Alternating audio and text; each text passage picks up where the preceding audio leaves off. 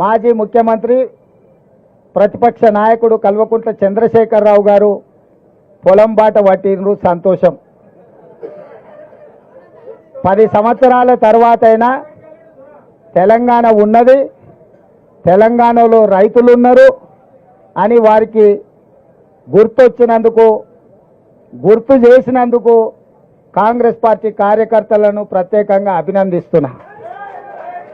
ఎందుకంటే అధికారం కోల్పోకపోయిన ఉండుంటే, అధికారం కోల్పోయిన దుఃఖంలో ఆయన కింద పడి గాయం కాకపోయిన ఉండుంటే, అవినీతిలో పాల్పడి కూతురు జైలుకు పోకపోయిన ఉంటే చంద్రశేఖరరావు గారు మనకు కనిపించడానికి కూడా దొరకకపోవు. తుపాకీ గుండుకు అందకపోవు, దొంగకు దొరకకపోవు. వారు అధికారం కోల్పోయినందుకు